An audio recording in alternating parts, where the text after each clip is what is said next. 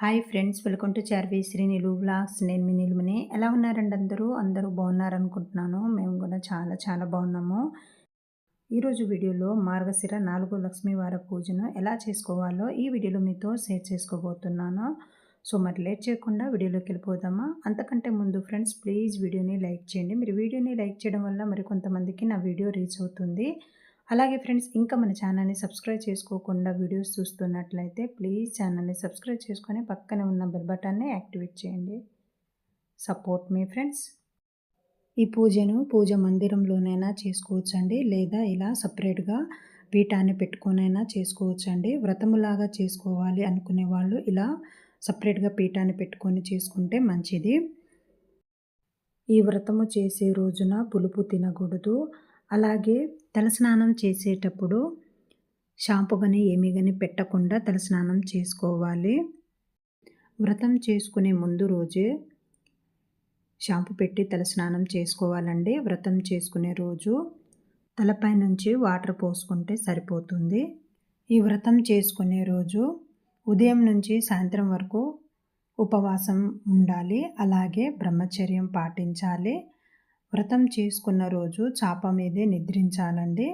అలాగే వ్రతం చేసుకునే రోజు పులుపు ఏమీ తినకూడదు. అలాగే మధ్యాహ్నం పడుకోకూడదండి.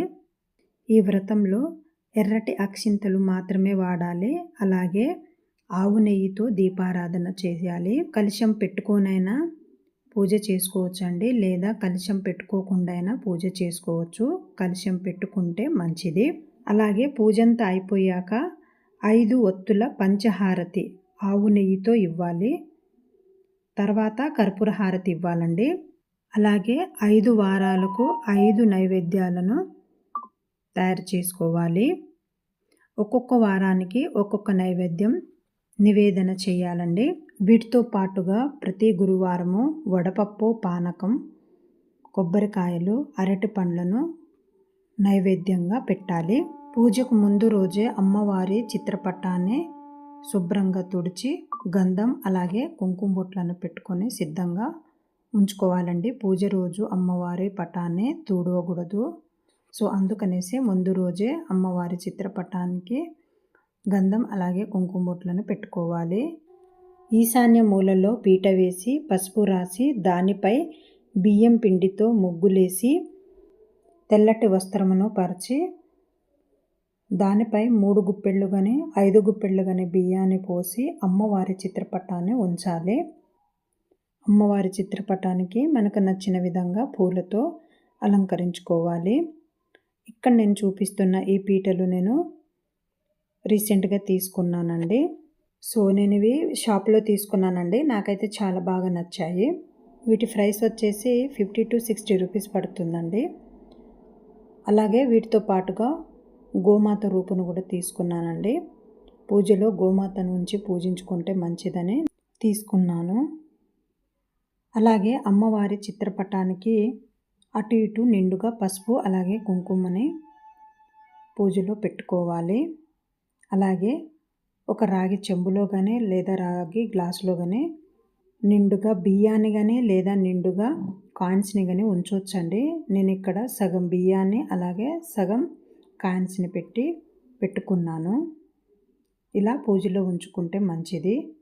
ఇక్కడ ఉంచిన ఈ బియ్యాన్ని మన ఇంట్లో ఎటువంటి అడ్డంకులు లేనప్పుడు ఏదైనా స్వీట్ని చేసుకొని తినొచ్చండి.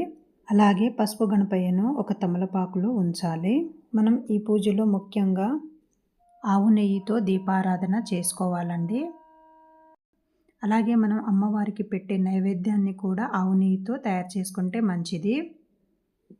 ఆయిల్ ఏమీ వాడకుండా ఆవు నెయ్యితో మాత్రమే తయారు చేసుకోవాలండి. ఈ పూజని సాయంత్రం వేళ చేసుకుంటే మంచిదండి. ఉదయం తలార స్నానము చేసిన తర్వాత నుదుటన కుంకుమ ధరించి అమ్మవారి చిత్రపటము ముందు దీపారాధన చేసుకోవాలి.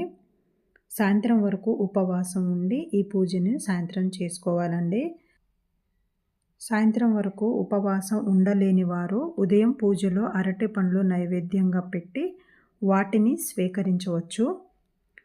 సో ఇలా దీపాలను కూడా సిద్ధం చేసుకున్నాక నేను అమ్మవారి పాదాలను తయారు చేసుకున్నానండి. పూజలో అమ్మవారి పాదాలను ఉంచితే మంచిది. సో అందుకనేసి నేను ఇక్కడ తమలపాకు పైన ఇలా గంధం అలాగే కుంకుమతో అమ్మవారి పాదాలను తయారు చేసుకొని పెట్టుకుంటున్నాను. నేను ఇక్కడ పూజలో కలశాన్ని పెట్టుకొని పూజ చేసుకుంటున్నానండి. ఇక్కడ వీడియో క్లిప్లో చూపించిన విధంగా కలశాన్ని సిద్ధం చేసుకున్నాక బ్లౌజ్ పీస్తో ఇలా శారీలాగా కట్టానండి. అలాగే కొబ్బరికాయకి అమ్మవారి పేసినైతే పెట్టాను. ఇలాగే అమ్మవారిని అలంకరించుకోవాలని ఏమీ లేదండి. కలశానైనా అలాగే ఉంచి పూజ చేసుకోవచ్చు. నేను బాగుంటుంది కదా అని నేనైతే ఇలా అమ్మవారిని అలంకరించుకున్నానండి. పూజ స్టార్ట్ చేసే ముందు ఆచమనం చేసుకొని ఏకహారతితో దీపారాధన చేసుకోవాలండి. దీపాలను వెలిగించుకున్నాక అక్షింతలను అలాగే పూలను వేసి దీపాలను నమస్కరించుకోవాలి. ఆ తర్వాత పూజ స్టార్ట్ చేయాలండి. ముందుగా మనం ఏ పూజ చేసినా ఎటువంటి విఘ్నాలు లేకుండా పూజ జరగాలని వినాయకుడిని పూజించుకుంటాం కదండి. సో ముందుగా పసుపు వినాయకుడిని పూజించుకోవాలి. మనం పూజ ఎలా చేసుకోవాలనేది బుక్లో ఉంటుందండి.